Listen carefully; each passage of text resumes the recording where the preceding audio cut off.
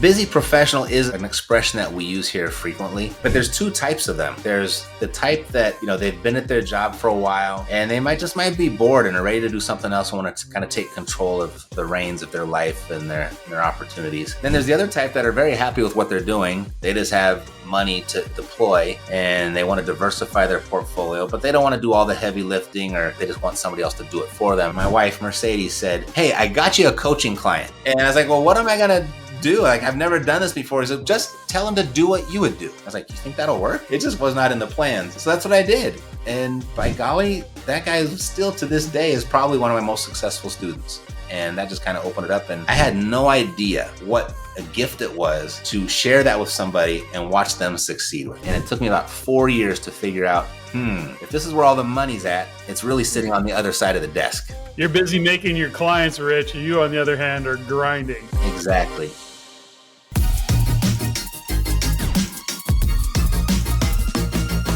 Matt Theriault, welcome to the Everyday Millionaire podcast. Thanks for joining me. Thanks for having me, Patrick. Pleasure to be here. Now, I'm excited to have you on the show. I had the honor of being on your show recently, and I like to open my podcast with a fundamental from my guest, which is, as much as I can share your bio, you do a far better job of it. So when somebody says to you these days, Matt, what do you do? What is your answer to the question these days? Well, we show people how, busy professionals specifically, how to invest in real estate and create passive income so they can retire early. And I guide them through if they want to be more hands-on. If they want to be more hands-off, then my wife steps in and she has a turnkey operation. And that's what we do, and that's how we help them. Now, you're based in the U.S., and is it specific to a state? Is it specific to the U.S. overall? Like, do you have a geographic region that you specialize in? Yeah, so we're cash flow investors, so we're very focused on positive cash flowing properties. And most of that in the United States is going to exist in the Midwest and in the South. So we are working in 10 different markets there. And people ask, how would we pick those markets? And it's really, really easy. And it's never the answer anyone wants to hear, because I want to hear the secret tidbits of the economy or whatever. But it's really just where our best property managers are. We find that your property management is probably more important than the property in most cases. I mean, there's exceptions and you can find that for sure. But really, I mean, the property is not going to perform by itself. So it's where our best property managers are. Now, when you say property managers, are these kind of trusted partner type property managers, or are these under your umbrella, your guidance, your team? How do you break that out, just out of curiosity? Yeah, they're all individual operators, and we have properties, our own. Mercedes and I have our own properties with each one of them, multiple properties. And then, gosh, we've been doing this, 13, 14 years at Cash Flow Savvy. And so we've probably got 40, 50 clients with each one of them.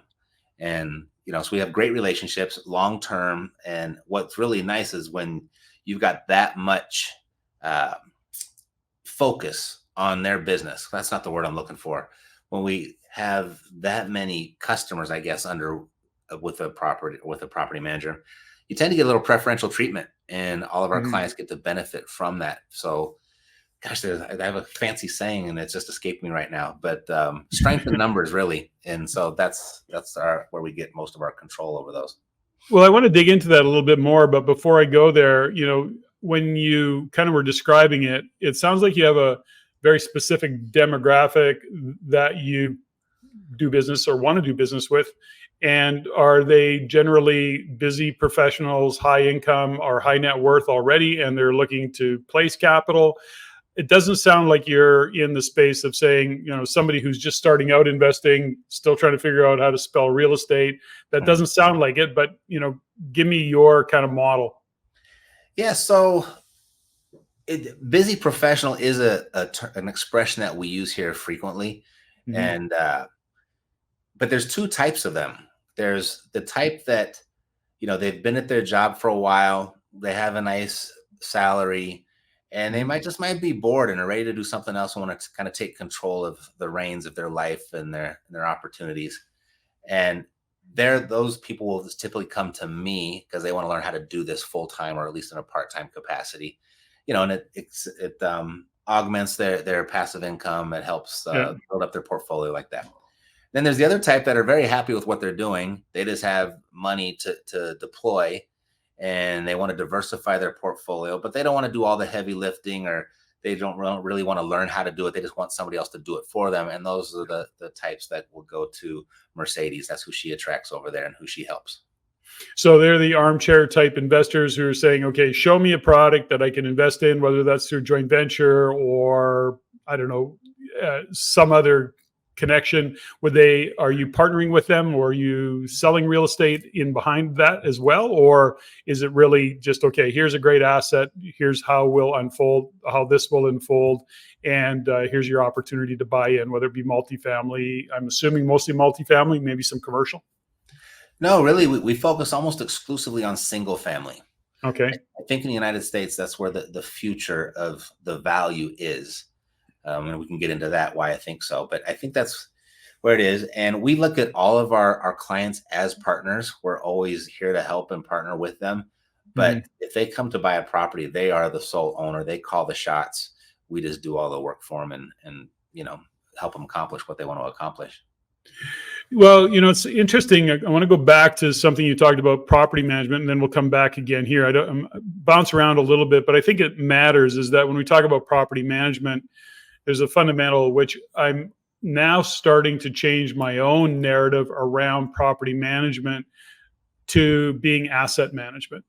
As we grow these, portfolios and we add real estate to it, as much as we think in terms of property management, it really is asset management. It really is, taking the time to make sure that things are looked after, our clients / tenants are looked after, the property's maintained properly, it's profitable, we're getting maximum rents. That really does boil down to asset management. And I think that phrase actually does it more justice than property management. That's my view of it. I know it's not a new phrase, but I'm kind of adopting it myself more. What's your thoughts on it, Matt? Well, I mean, property is certainly an asset, right? So to me, I guess it's a little bit of semantics. Maybe property management might have a little bit of a stigma attached to it. Yeah. But if they were to manage more different types of assets other than just property, then that makes a whole lot of sense to me. But I don't have a problem with it. Yeah, I think, again, it is semantics for sure, but it's like the difference between a customer and a client, and this is just kind of for discussion.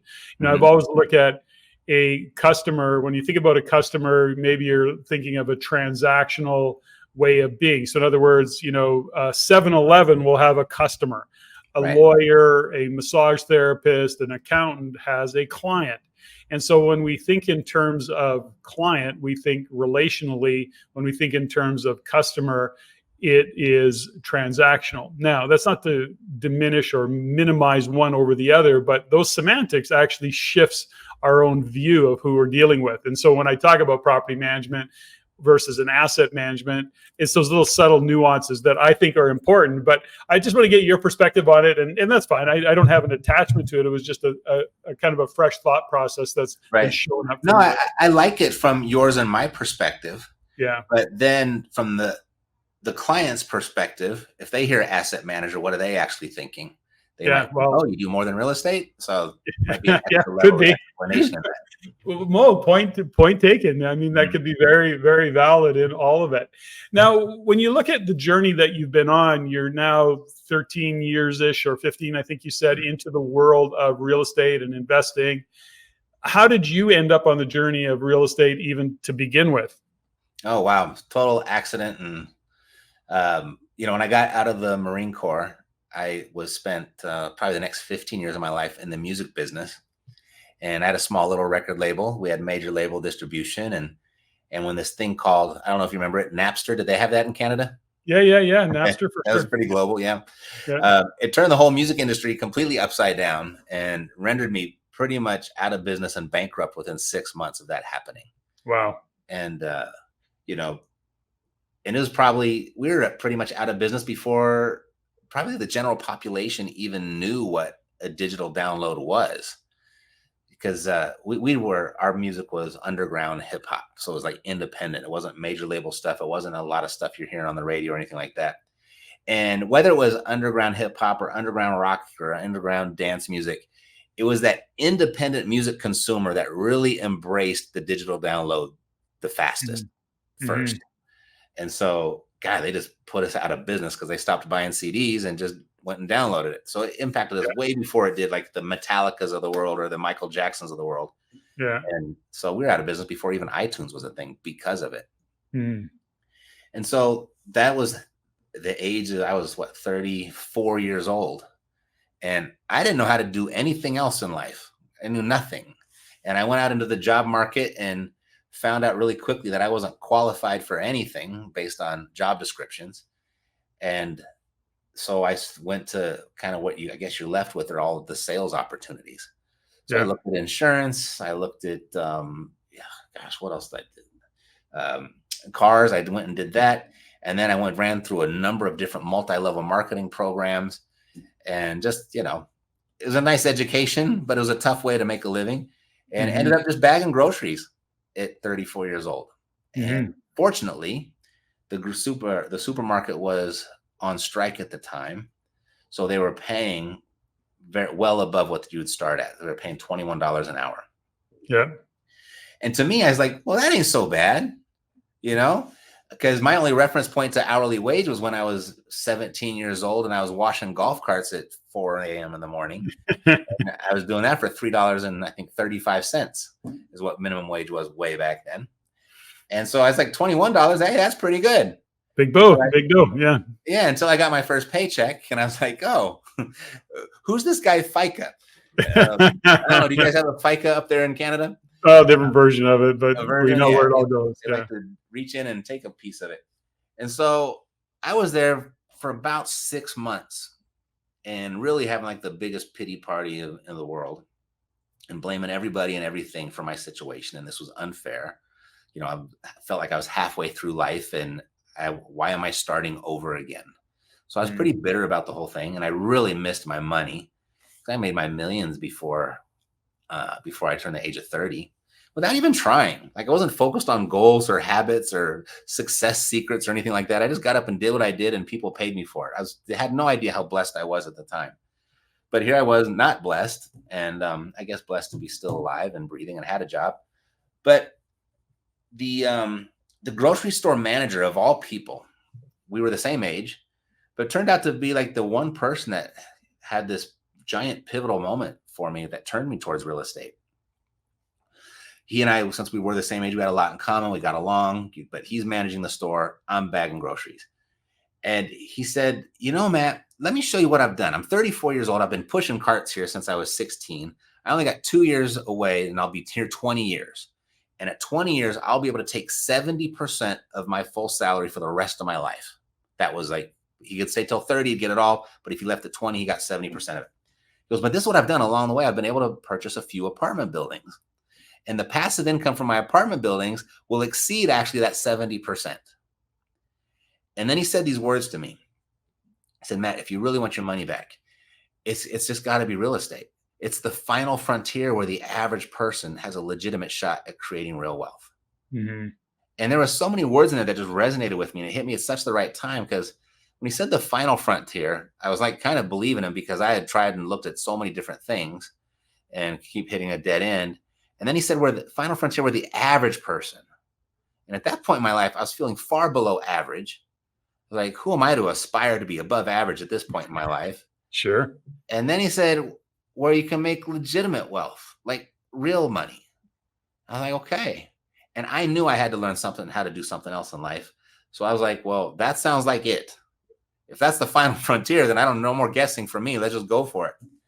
And so I did what I thought was the logical thing. And I went and became a real estate agent. And it took me about 4 years to figure out, if this is where all the money's at, it's really sitting on the other side of the desk. You're busy making your clients rich. You, on the other hand, are grinding. Exactly. Yeah. Exactly. And I had a couple clients, one in particular, they were partners. And, they just gave me repeat business over and over and over again. I just sat by the fax machine when they used fax machines. And I just wait for them to fax their orders in. They'd fax in offers. They'd fax in the listing agreements for all their properties. And there was one Saturday morning. We had a meeting at 10:30 a.m. I'll never forget it. I was dressed up in a suit and tie. I was all ready for them. I had all their documents laid out on the table, waiting for their signatures. And they walk in about 20 minutes late. They're in jeans and a t-shirt, and they signed their documents, and then they took off for the weekend. Then I was stuck there to process all the paperwork and then go hold one of their houses open for the weekend. And I was just like, this something's not right here. And then I looked at the closing statements that we've done, all the business we've done together, and I just got to really put side by side the difference between commissions and profit. Hmm. And it was that weekend I just made the decision, like, okay, that's it. I'm not going to represent anybody else in their transactions. I'm just going to work on my own behalf. I'm going to buy and sell on my own behalf. And that's really how I ended up in real estate as a real estate investor. I went and made a large investment in my education. That was in 2005. I remember that program was $22,000, and everybody I knew thought I was absolutely insane. Yeah. I remember my grandma, when I was telling her what I was going to do. It's funny. This is the type of family background that I come from. Is when I was in the music business, no one in my family really understood what I did. But, I never had less than a 6-figure bank account in cash. And I'd crested 7 figures multiple times in my life. And my grandma was just always so worried about me. Oh, honey, dear, when are you going to get a job? You're doing out there, you're playing with that music and stuff. And, it's just not that dependable. Are you putting some money away for a rainy day and all this kind of stuff? And I'm just like, my grandma had no idea that I was making, $1 million a year in personal revenue and personal income. Yeah. And then with this time when I ended up bagging groceries, she's like, oh, thank goodness you finally got a real job. Right? That's the mindset of my family. They were all civil servants. I had a lot of cops, a lot of firemen and teachers and aerospace engineers and stuff like that, but just very traditional. But that leads me to a question I often ask my guests, is entrepreneurship, is it nature or nurture? And in this case, in your case, it was survival that drew you down that particular path. You had your entrepreneurial accident, which is what I refer to as my stuff, because like you, I didn't come from an entrepreneurial background, but through some stuff that went down in the early 80s and, shutdown of an economy. The only job I ever had ended in 1983. And in 1984, I had what I refer to as my entrepreneurial accident. And that was the last time, that was now my new path of, entrepreneurial kind of endeavors, as well as real estate investing and so on and so forth. So it is interesting. But you said you were a Marine for a while. Was that a few years? What was your background in terms of your military? I was just telling somebody, he was asking me how did I end up in the Marines. And I was like, well, there's kind of a convergence of 3 different things going on in my life. I was raised by a single mother. And so kind of once I started to get in my later years as a teenager, I really kind of felt inadequate. I didn't feel like a man, right? I didn't have that role model, and I felt kind of wimpy, and I was shy and just didn't have a whole lot of confidence, and kind of just wished I had someone to come and kick me in the ass every once in a while. And I really missed that because I saw it with my friends. They had the dad, and like they really had a different disposition about them. And I was envious of that. And the other thing was right at the end of high school here, and I don't know if it's that way where you are, if you have the same experience, but kind of like the end of the junior year, all through the senior year, we're really talking about this transition from high school to college, like what this prep is going to look like, and what are you going to choose as your career, and you better choose right. And everything just felt like it was the final decision, or else your life was screwed at the time. Big deal. Yeah. Yeah. And then they run down the statistics. Like if you don't go straight to college, then you have 73% chance you're not going to finish and you're going to be a bum. And I remember those types of things. Yeah. And there's that. And then I was like, then also I had this kind of fear of going out and being on my own and having to work and actually have to pay bills. I didn't come from a poor family. I mean, we ate and we had a roof over our head at all times, but it just looked like such a big deal to go to work and have to be responsible for all of that. So those 3 fears kind of came together at the same time. And I was like, okay, I'm going to join the military. So I can go to boot camp and I know I'll get someone to kick my ass there. And then I can, I know that I'll never be homeless. Right. And then since we didn't have the money, I got accepted to USC, and I really wanted to go to USC so badly my entire life, but we didn't have the money for it. So I went and decided I can get the GI Bill, and hopefully I can work my way into USC that way. So the military kind of satisfied all three of those biggest things that were going on in my life. And boy, they solved them all too. It was actually a really good choice. I hated every second of them that I was in the military. Yeah. But boy, I get more proud of it the longer that I'm out of it. So, well, it's interesting that you bring up, because I'm really built around, personal and professional development and always striving to be the best version of yourself, all the kind of things that I look at. And when you're describing the conversation or the thought process that you're going through before joining the military, you're actually having a pretty advanced or mature conversation with yourself. Single mom, you recognize that you don't have the influence of a dad because you're observing other friends who do have the influence of their dad. And at some point you're saying, I need somebody to kick my ass. That's pretty advanced in its thinking. I'm wondering, was your mom instrumental in supporting that thought process? Did you have mentors along the way? I had a dad, although my dad and I were not tight. I fought with my dad consistently till the day he died.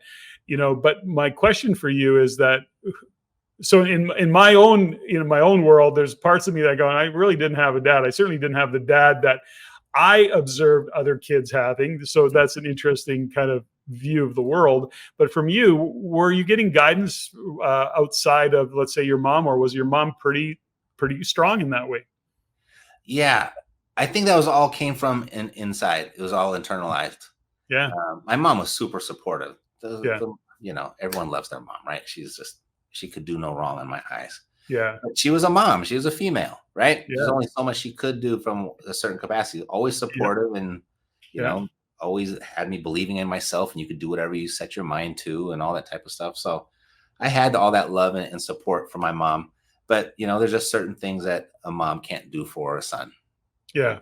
But it's a great awareness that any young man would have to bring themselves to that place, then actually make a commitment to do something. Probably like joining the military is a courageous decision. It's a courageous move to actually sign the paper and start in the military. Now, I never served in the military, of course, but ultimately, it's pretty clear what it takes to be in the military and to go through their programs and to do the things that you do within the military. So it's just an observation that I make, because then I link it always to, okay, well, how did you evolve as a man and as a business owner, as an entrepreneur? You then went on the journey of, discovery in terms of, okay, I've got this great music business, bam, technology takes over, kicks your ass, you pivot for a year or whatever that took you, but ultimately you pivot, you pick it up, you take responsibility for your life, even though at times you're feeling like a victim, but you own it all and you get into the world of real estate. So good on you. And you're doing that because you're observing certain things. That to me is a very advanced, a mature awareness that you had. And so I just wanted to comment on that as you're doing it. So when you got into real estate, did you have some capital carryover from your business, or did you lose it all in the business? So you were really starting from scratch when you went into the real estate world? Well, it took probably 70% of my cash to join that one program, that $22,000 education program. So that took almost everything.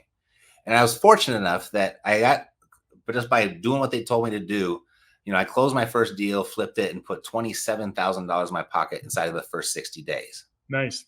So I had some nice cash there. I recouped my money from my education. Everything was feeling good. But then it was like 8 months before I did my next deal. And that's where I got a real taste. Looking back, I really got lucky on that first deal. It was kind of a fluke type thing. Yeah. But so I kind of had this impression like, oh, this is easy. I got this, no problem. And so those 8 months I kind of just squandered. And, $27,000 spread out over 8 months, it doesn't last very long. A lot, no. So when I really got started, like when I really became full-time and got serious about it, I really had nothing. I barely had 2 nickels to rub together.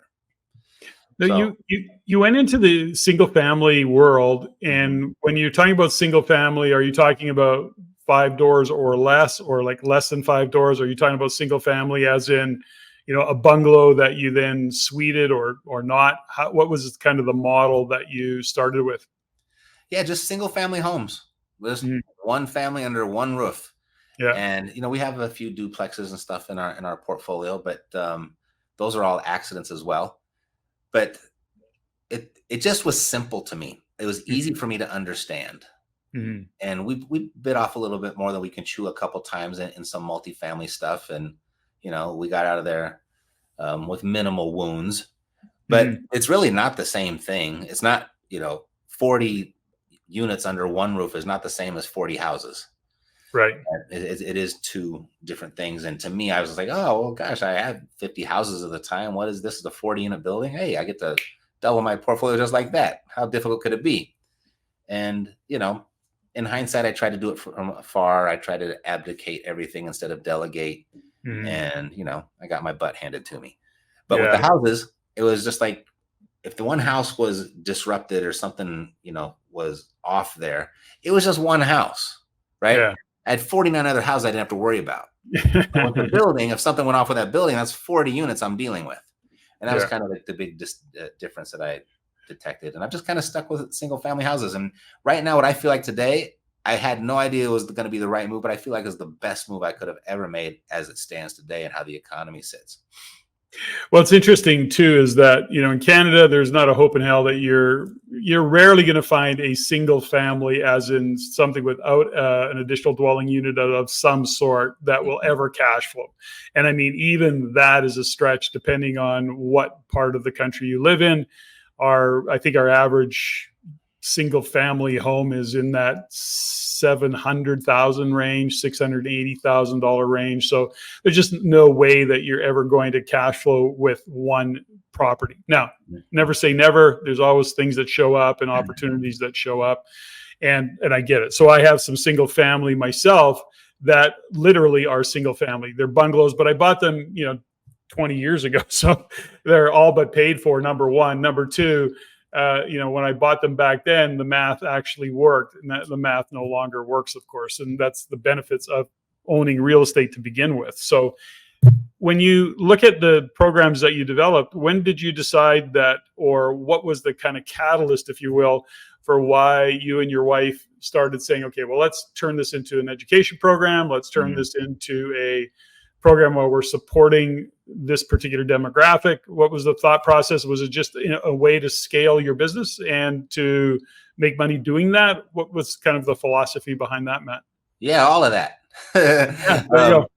No, so there's this little book. I don't know if you've heard of it before, called Rich Dad Poor Dad. You heard of that book? Yeah, just that little one. Yeah, just that Yeah, kind of, somewhere in my memory banks. Yeah. yeah. So I was introduced to that book, and Yeah. that was a pivotal book for me, just like it was for so many entrepreneurs. Yeah. But it introduced me to the concept of passive income. Hmm. And I speak English. I can take the word passive and income and put them together and probably figure out what it means.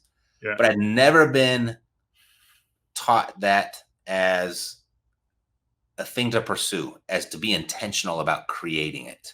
Hmm. I was in the music business, and it was all about, wealthy to me was just how big could I get my bank account.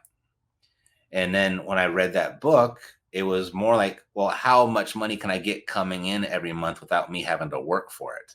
Hmm. So two totally different mindsets. And it comes down to a transaction. It's totally different desired outcome. Hmm. So the long story short, his whole rat race escape formula is to get your monthly passive income to exceed your monthly bills. And you can do that in two ways. You can push your expenses down, and you can push your income up, or I chose to do both at the same time. And I was able to accomplish that and escape the rat race, be financially free like in 3.5 years. And so with that, I mean, and so kind of the distinction there now was, I wasn't wealthy by any means, but I didn't have to work. Mm. And being at under 40, 39 years old at the time, and having experienced both of those, having a lot of money in the bank, but still having to work every day, having barely any money in the bank and not having to work, I like that second one better. It was I Yeah. slept better. I was just much more. I didn't get to do all the fun things and travel and everything at that like at that moment. But it just felt so much better. Like, I would say when the alarm clock goes off, you can roll out of bed or you can roll over, and it's nice to have that option. And so that was the first part of it, of how it transitioned into education, was when people know you just a few years earlier, you're bagging groceries for essentially minimum wage, and now you're playing golf on a Tuesday and you invite them and they can't go. It's like, they're like, well, what are you doing? How can you do this? Right. And so I got invited out to a lot of coffees and a lot of lunches. Can I just pick your brain? I heard that so many times, like, pick your brain. What'd you do? What'd you do? And so I was like, wow, no one knows how to do this. Like, if I hadn't crossed paths with that grocery store manager, I might not know how to do it. And so that was the first part. And then the second part, like when I had like a 30-day retirement, and, you can only go to the gym so many times. You can only go to the driving range so many times. You can only go to the movies so many times, and you can only go to happy hour so many times by yourself. Right? Because everyone else was working. So after 30 days, I was bored. Okay, now it's time to go. So I want to go create a new stream of passive income. So do I just get more houses or do something else? So my antennas were up for seminars and workshops, and I'd go to Barnes and Noble. I'd go to the bookstore all the time and just constantly doing research and finding out what was next. And I went to this one thing where they talked about these membership websites, of how, hey, you can just go ahead and, actually, let me back up. There was one thing I went to where he said, there's a guy giving a speech saying, hey, wealthy people, they do this. This is how they all get wealthy. They get really good at one thing and then figure out multiple ways to generate revenue from it. I was like, okay. And he said, kind of the first thing that people will do is they'll go out and be a consultant, or they'll go out and be a teacher or a tutor. Right. And so I was like, had that in my head. I was like, maybe I could teach, because a lot of my friends want to do this. Maybe that's how would I do that though? And then I went to this little seminar where they had these membership websites. And he's saying, hey, you just take your expertise out of your head, you put it on video, and you put it in a paywall, and people are going to pay you $300 a month for it. And I was like, hot damn, let's do it. So the whole thing was not necessarily wanting to teach. It was wanting to create an additional stream of passive income. Sure. I wanted to diversify. I had houses. Now I was going to have the internet. And that was a long time ago when like the internet was this wild frontier still. I mean, it cost $5,000 to build a website at that time. And so that's what I did. And I was like, oh my gosh, I don't have to talk to anybody or anything. And so that was kind of what started it. And then there was it was the Monday after a Thanksgiving weekend. And I came home. I don't know what I was doing at the gym or something. And my wife, Mercedes, said, hey, I got you a coaching client. And I was like, what do you mean you got me a coaching client? Well, this guy called and he said he listened to your podcast all over the entire Thanksgiving weekend, and he wants to work with you personally. I was like, well, I don't want to do that. He says, she got too late. He already wired the money. And so that's how I became a coach, just like that. That's a true story. And I was like, well, what am I going to do? Like, I've never done this before. He said, just tell him to do what you would do. I was like, you think that'll work? Like, it just was not in the plans. And then, so that's what I did. And by golly, that guy is still to this day is probably one of my most successful students. And that just kind of opened it up. And I had no idea what a gift it was to share that with somebody and watch them succeed with it. Mm. And it sounds kind of mushy, and it sounds like, oh yeah, you did it for the money. I totally did it for the money. Of course. But I had no idea that was going to happen, and it was going to make me feel that way.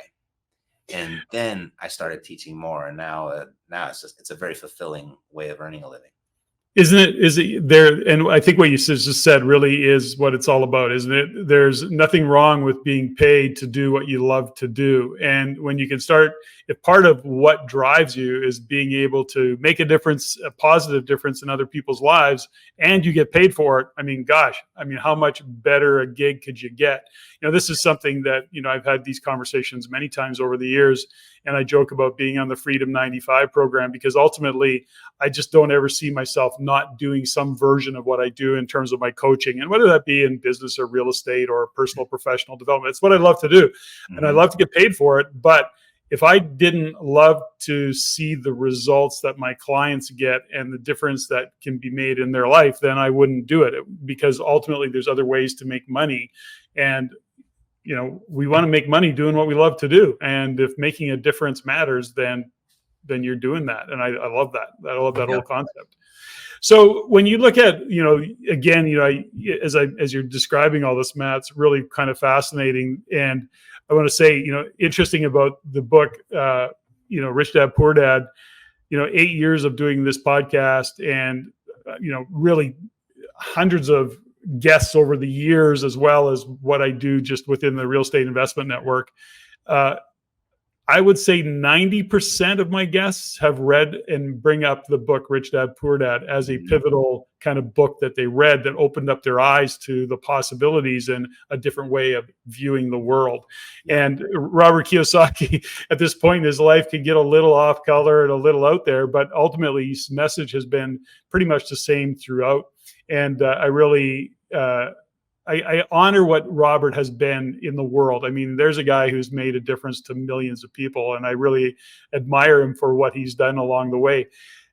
For you as well, though, as you're describing this, you read the book. That's one part of it, but your manager when you were doing your groceries, then your client and Mercedes finding you a client.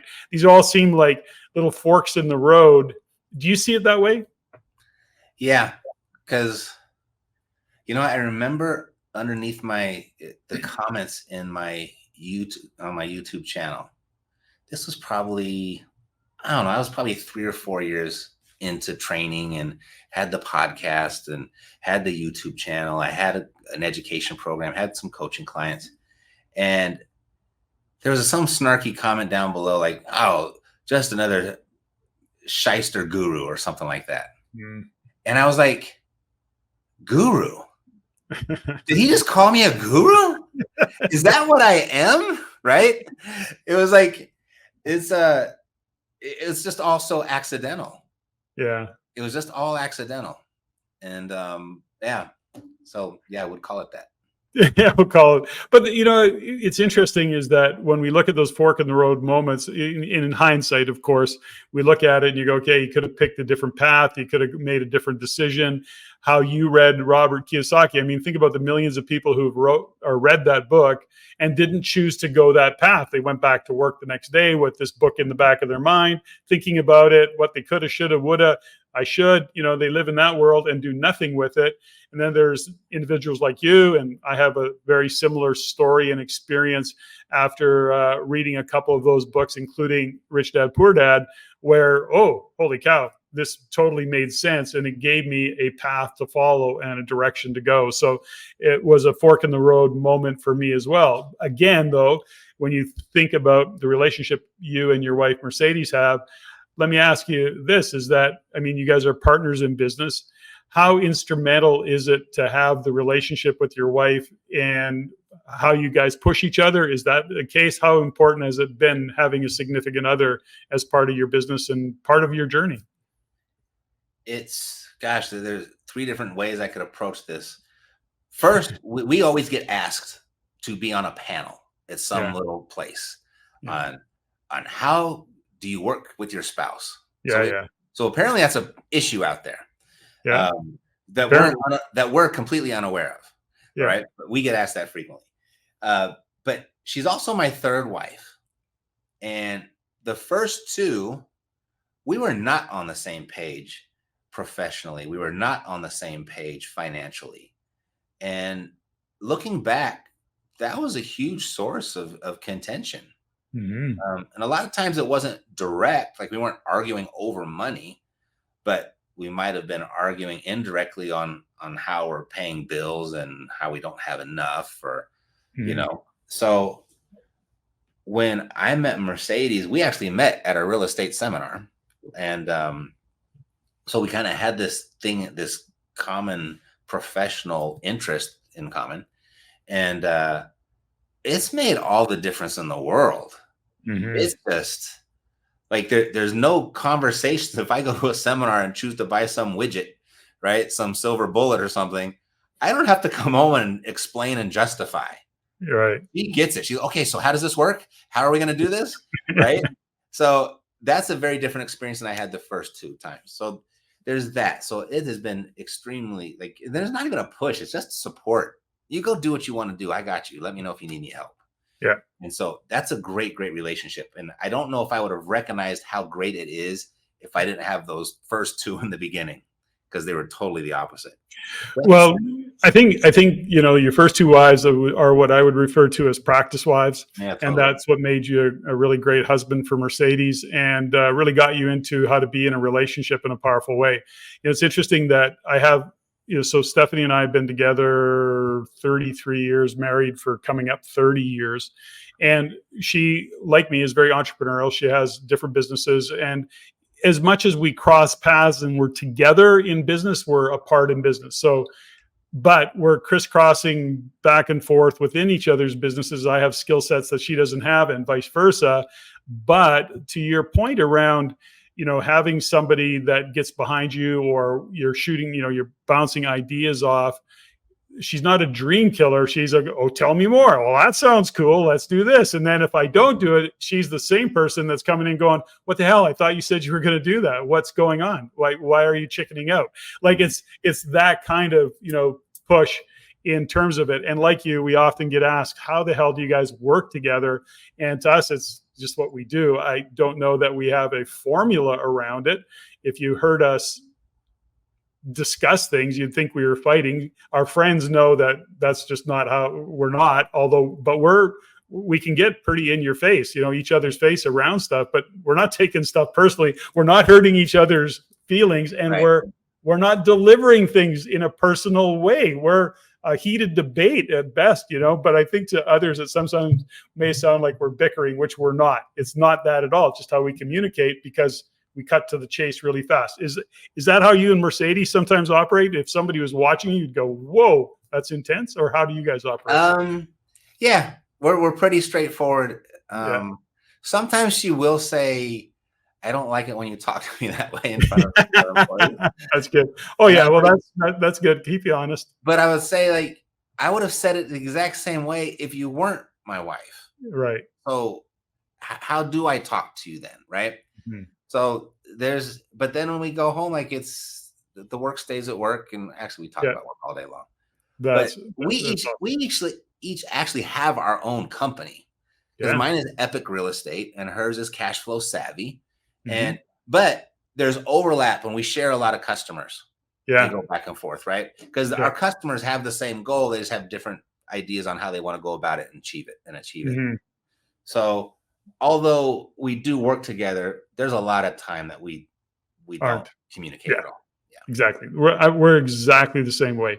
So that's very interesting. I want to go back and kind of go down a path a little bit, Matt, just from your perspective, having had the experience of Napster and technology and what happened with the fallout of technology. When we look at what's happening in the world in 2024 and beyond, we've got AI just seems like taking over the world, and it's just getting warmed up. We're talking self-driving cars. We're talking about how even real estate is transacted over the past 4 years in terms of how we view real estate, how we see it, how we interact with our realtors. I mean, a lot of things are happening because technology, it continues to uh, kind of control or manage the world. If you're looking for a disruptor that you're aware of, given the industry you're in, is there one that you're nervous about or one that you're excited about that could in fact change the game of real estate? Any thoughts around that at all? I would say it's institutional buyers. Hmm. I think we have a very small window to buy real estate right now. Yeah. I think you know, and I'm trying to say it without sounding cliche, but they're buying as much as they can, right? Is Yeah. it not? It's, BlackRock is, they're on track to own 60% of all single family Yeah. houses, and They own the world. They own the world. they So own everything, right? They're they just looking own for more everything. stuff to buy, Yeah. and they've taken all of their real estate acquisition stuff overseas now. They're trying to buy everything. I mean, we'll own the world at some point. Yeah. But and I don't care if they do. I just want to make sure that I got a little piece of it. And I Yeah. have a philosophy that, a rising tide lifts all boats. and they're going to buy, and that tide is going to rise. I just want to make sure I got as many boats in the water as I can so I can ride up with them. And so, it's interesting that you say that, and I just interrupt for a second. All boats rise on a high tide. It's interesting is that a phrase just this morning that I was working out with my trainer, and he's got a very wealthy client that he was sharing some aspects of some of the challenges that my trainer's going through as a small business owner, and he does more than just being a trainer, but his client's very wealthy, multi-million-dollar business. And my trainer was describing to his client, this dilemma he feels with small business versus big business. And he said to his client, he goes, you seem to have it all figured out. Like you've got this business. It just seems to keep on going. I never see you complain about what's going on in the world. It just is what it is. And his client described to him, and he goes, listen, he said, just keep one thing in mind. We're all in the same ocean.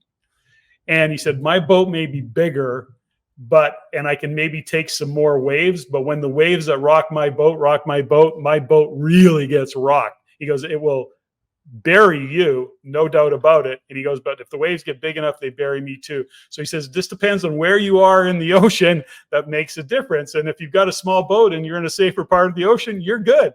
And he says, where I'm out in the middle of the sea and I'm getting hammered. So he says, it's all about perspective, and it's about all you see. And I went, that's kind of an interesting analogy, really, when we think about it, and what you just described, right? Which is we're all in the same ocean, all boats rise on a high tide.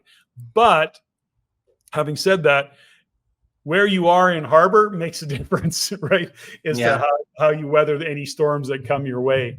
It's kind of like the more money, more problems, right? Yeah. 100%. There's in terms of technology, and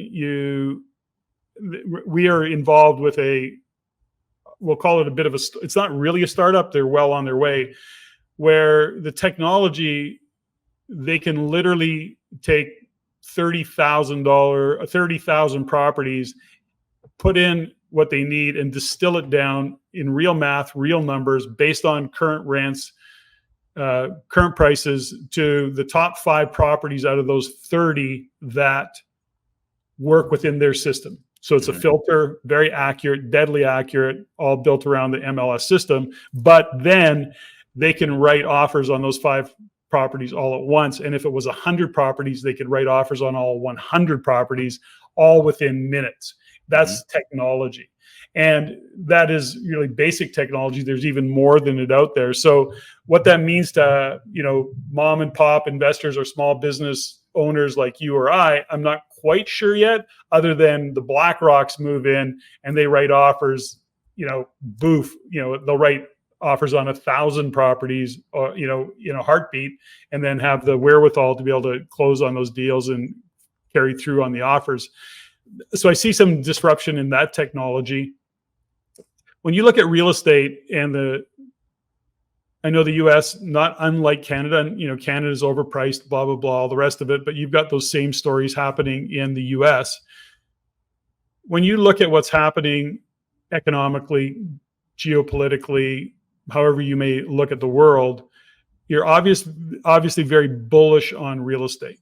So given you have the same issues with immigration going into the US as we have with immigration coming into Canada, way too many people, not enough housing, depending on where you're at. And I'm talking about the US because you certainly have states that are more plugged up than others. But are you thinking about that as you invest in real estate? They're going, the demand isn't going to go away, and there isn't a hope in hell that they're going to be able to build and keep up on the single family front. Is that kind of your thought process, Matt? 1,000%. The demand supply imbalance is so lopsided. It's funny because if I went out supply and demand and we were just talking about cookies, and if there's one person that walks into the store to buy all of these cookies, the customer dictates how much, if they're going to buy or not, right? And so that the price gets set that way. If there's a line down the street trying to get in to buy these cookies, and there's more people than there are cookies, then The store owner can just raise the prices and they're still going to sell all the cookies. Yeah. Everybody gets that concept when you're talking about something like that. They totally abandon that concept when you're talking about real estate. Oh no, but it's going to crash. It always crashes. Like they totally disregard supply and demand. And what you just said is so true. I mean, there's so many more people. The one stat, the astonishing thing, like, okay, let's set the immigration aside, although it's real and it's there and it's having its impact. But just say that wasn't there. If you look in the United States right now, the biggest generation are the millennials. And the peak age of the millennial, I believe, is right around 32 years old. So there are more 32-year-olds in the United States than any other age. And the average first-time home buyer is 36. So the next 3 or 4 years, there's going to be more demand for real estate than any other time in the history of the country. It can only go up. It's why they keep raising the interest rates and the prices aren't going down. Right? Because there's just so much demand. Well, who could afford a house? Well, maybe not you, but someone can, or else the prices wouldn't be going up. Right? Or they'll say, well, houses, it's going to crash. Housing prices fell 16% in my neighborhood just this year. I said, well, the median went up, so that means it went up 16% somewhere else. That's how math works, right? And people just, they have these ideas and these preconceived notions about what real estate is always going to do. And what they're not looking at is like what we're experiencing right now has never happened before in the history of the country. We've never had this many people. Now you take immigration and put it on top of that. So that just bolstered the demand. And then you take the institutions like a BlackRock, State Street, Vanguard. What did that just do to demand? 100%. The demand is so darn lopsided. And there's not it's like it can only go one way. Yeah. Now, certainly, and that's not to say, I'm sure, that there isn't going to be glitches and pullbacks over a year or two at a certain time. But if we're investing in real estate, we're looking long term. If you're looking at real estate, trying to time the market, get in and get out, that's a totally different strategy. Not making it wrong, but what you're talking about, cash flow, you're talking about buy and hold type properties. So you're in for the long term anyways. Yep. I mean, if you would have bought 10 houses the day before Lehman Brothers went out of business, the day before, so you paid the most you could have possibly paid for those houses. Yeah. And if you just held on to them, didn't sell them, they tripled in value. Like the worst time in history to buy a house was that day. Yeah. And if you held on to them, you still tripled your money. That is in fact the game. And that's sometimes where people get into trouble. They over leverage, they overextend. So if they bought at the peak of the market, but they also did it with 5% down and or borrowed money and they're 100% in or 110% in, that's where people got into trouble. And I know that's not what you're suggesting, but that's the point of it all. And, there is a fundamental, which is follow the money, and follow the money says, oh, BlackRock's buying. Okay, you might want to consider owning some real estate, given even that fundamental around all of it, and understanding that. I think there's another aspect of it that you mentioned around millennials. Just real quickly, what you just said, follow the money. I just released a video about three or 4 weeks ago, and it was follow the people for real estate. Because real estate doesn't work without people. You got to have it. So wherever the people are going, as a real estate investor, that's where you want to go. Yeah. So following the money, it's time-honored wisdom, right? And it always works for sure. And it solves certain types of things. But if you're looking for where the best place to invest in real estate, you want to follow the people. Well, that's a fundamental. That's an economic fundamental. And you follow the people. And if you follow the people, you'll note that wherever they're going, there's jobs. And so if you start to see GDP in a specific region grow, there's jobs. That means population's going to move in. That means there's going to be rental demand. That means that there's going to be increases in rents and eventually increases in prices. That's a pretty proven model through and through when you look at those economic fundamentals. And then certainly more to it than all of that. But you make a really valid point in all of the follow the people conversation. Something that you mentioned, though, and I'd be interested to hear your thoughts on it, is you talk about millennials, 32 years old, they're going to soon be 35. There's a big trend in Toronto, Canada, of course, was, these 300, 400, 500 square foot condos, boxes in the sky. I mean, your walk-in closet's probably that big. The point is that people are living there and they think that that's never going to end. And I'm looking at it going, here's my view of it. In spite of what we know and the trends that are saying people are having less kids and kids don't, or these millennials don't even want to have children. Ultimately, it's easy to say you don't want to have children when you're 25. As you get older and you start to realize the value of having relationship and having children, that will, I think, change. And these individuals will, in fact, go, no, I want to have kids. I want to be in relationship. Life's pretty empty without it. I don't want to be a lonely old man, whatever the story might be, or old woman. The point is that at some point, those 32, then 35-year-olds are going, okay, I want to fall in love. I want to have children. I want to have a place to put my, to live, and whatever that might look like, it was the white picket fence or whatever. But having said all that, that trend, I don't think is going to go away. It may be not as dramatic as it was for, let's say, me as a boomer in my age category back then when I was 35, but certainly I see that trend continuing. What's your thoughts? Yeah, it probably will, but I don't think it matters because there's enough people that have already been born to support my theory. Oh, so it doesn't really matter. So it's a moot point. Although it matters maybe, but not in any meaningful way. Maybe for my son and grandkids, maybe they have to think about that more. Yeah. But I mean, I got 25 more summers here on this earth. You know what I mean? And that's for sure that many. Say again? For sure that many. Yeah, but I'm just like, by then I'll have cashed out and I'll be fine anyway, right? So I really think the supply and demand dynamic right now promotes the best job security over the next 10 to 15 years, as far as real estate being that job security. So get involved in some way, because it's only going to go up. And you talk about the trend, like it just came out, the Elon Musk is ready to launch his little $10,000 cubes, right? Those little $10,000 houses. And I could see that being a disruptor potentially, or like the little $500 square foot condos you were talking about. That could be a disruptor. But when you're living in a little cube or a 500 square foot place, how much more valuable and awesome is owning a single family house? Well, that's exactly right. Right. And I think too, is that from an affordability point of view, when we look at what technology is doing, and we'll just kind of go off on a tangent a little bit, is that you have to consider that kids today, and I know I've got nieces and nephews who are 40, and although they drive a vehicle, they do it begrudgingly. They do it in a minimalistic kind of way. And as we know, we're not far off from having autonomous vehicles, self-driving vehicles. I mean, that's probably as little as a couple of years away. It's already happening in some regions. My wife was in Japan, and she literally went from wherever it was in Japan, 3 hours on a autonomous bus. She was the only one on the bus, by the way, no driver, took her to the airport.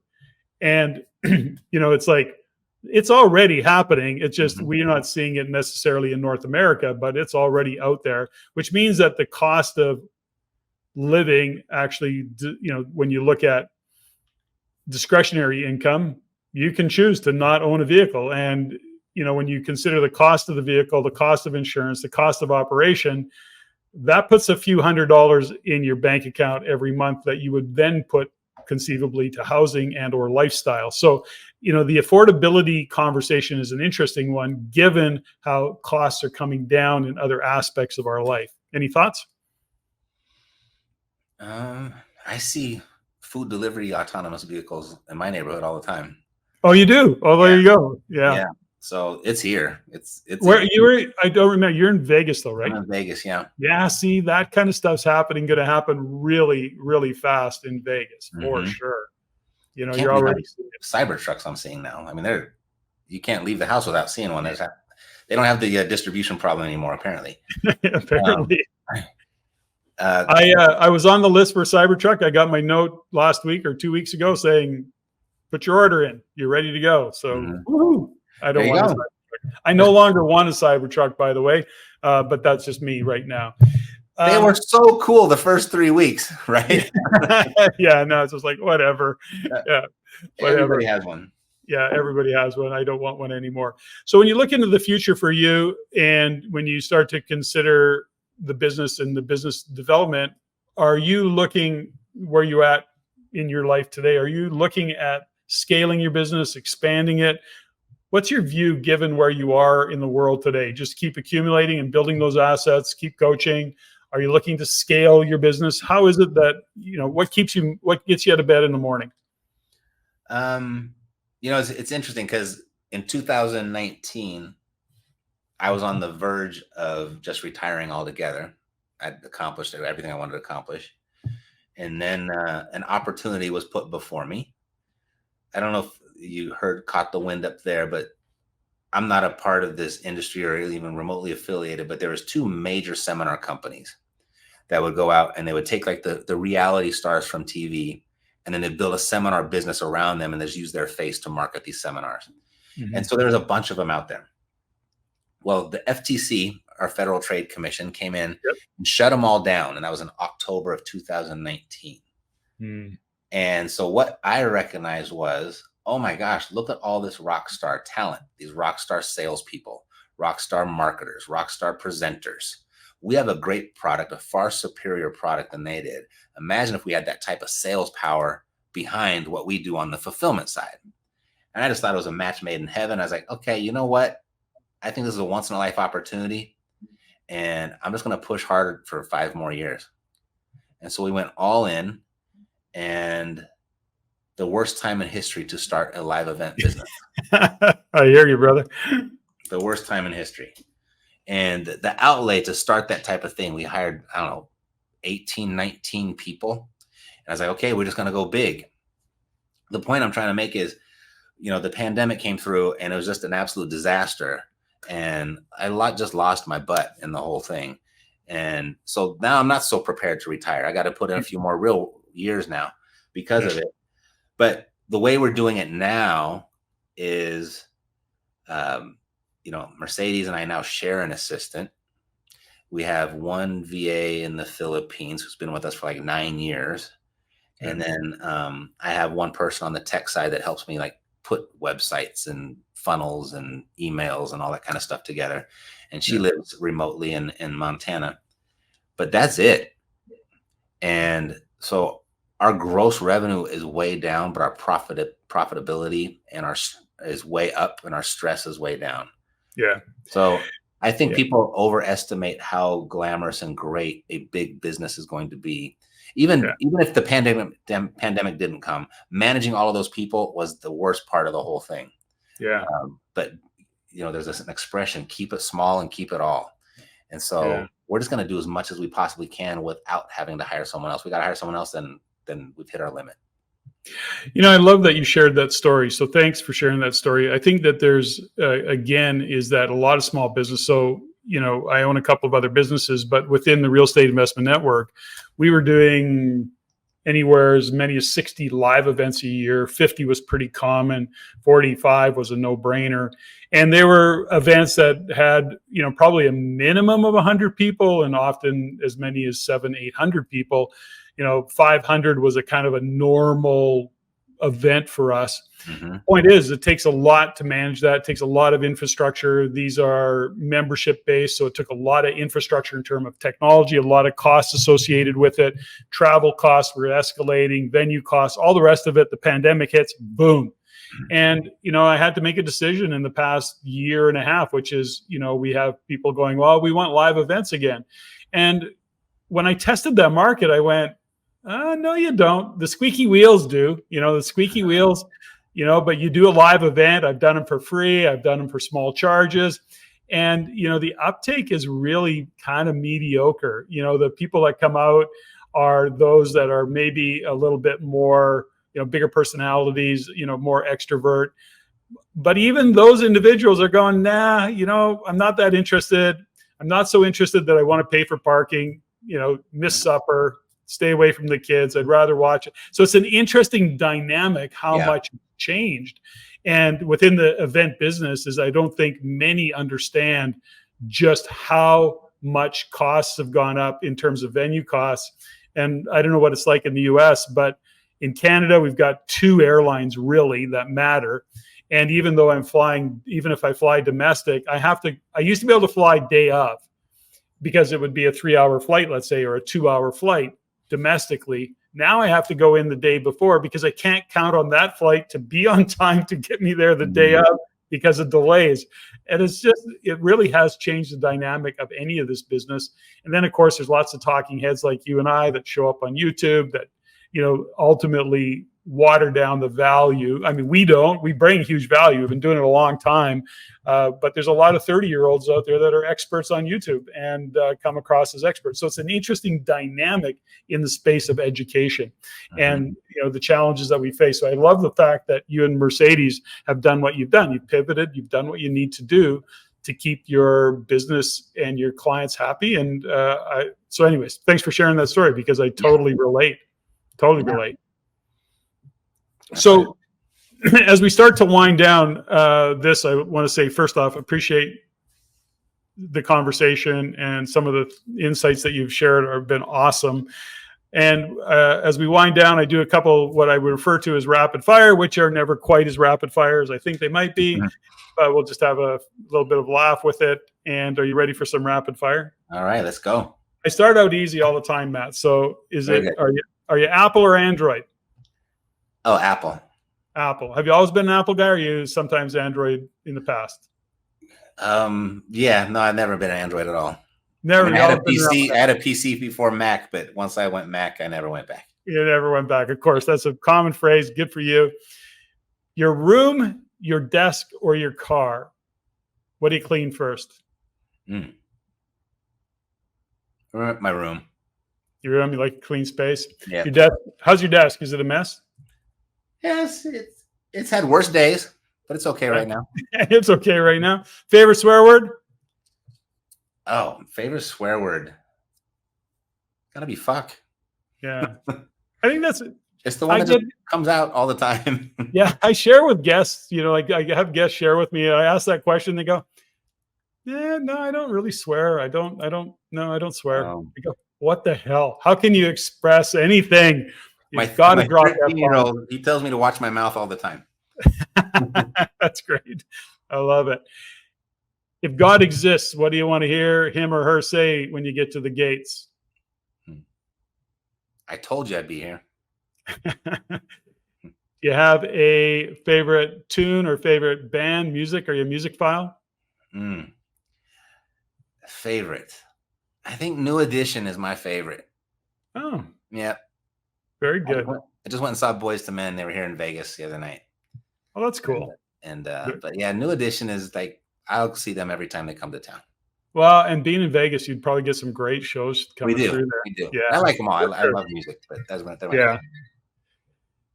Favorite movie? Oh boy. It's 3. It's always these 3. It's Dumb and Dumber. Yeah.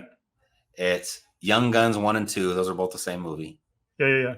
And then Usual Suspects.